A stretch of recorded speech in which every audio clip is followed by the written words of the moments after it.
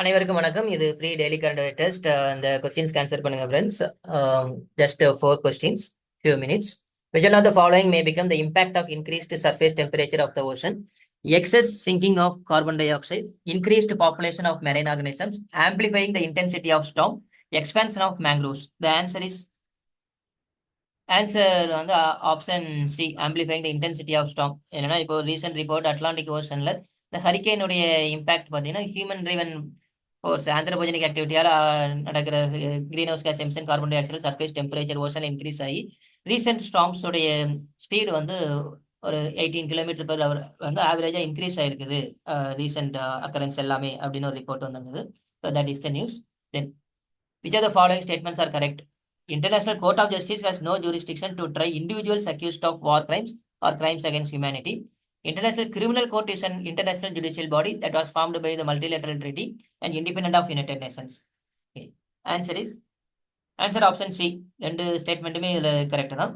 ICJ, ICC, International Court of Justice, International Criminal Court, ரெண்டுமே different. இதுல ICJ வந்து United நேஷனுடைய ஒரு ஆர்கன். இது ஐசிசி பார்த்தீங்கன்னா is multilateral formed by the multilateral treaty, அதில் ஃபார்ம் பண்ணது, இண்டிபெண்ட் ஆஃப் யுனைடெட் நேஷன்ஸ். அதுக்கு எதுக்கும் இது இல்லை.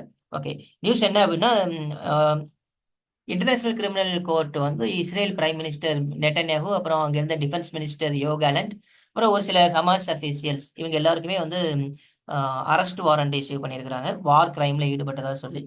Okay, then exposure to air pollution PM 2.5 in particular is known to be associated with respiratory disease, cardiovascular disease, pregnancy outcomes.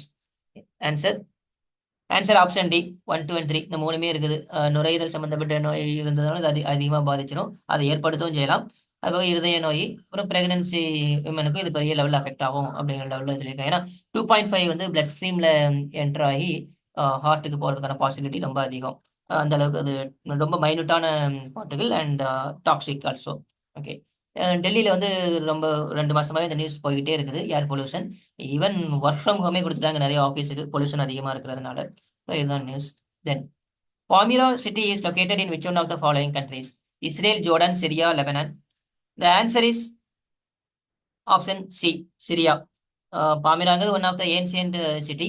இப்போ ரீசெண்டாக Israeli வந்து ஒரு ஸ்ட்ரைக் பண்ணதில் ஒரு 71 ப்ரோ ஈரானியன் மிலிட்டன்ஸ் சிரியாவில் பாமிரா சிட்டியில் வந்து தேவர் கில்டு. ஸோ அதில் நிறைய பேர் வந்து ஒன் தேர்ட் ஆஃப் த இது ஃபைட்டர்ஸ் பார்த்தீங்கன்னா ஈராக் அண்ட் லெபனான்ல இருந்து இருந்தாங்கன்னு சொல்லியிருந்தாங்க.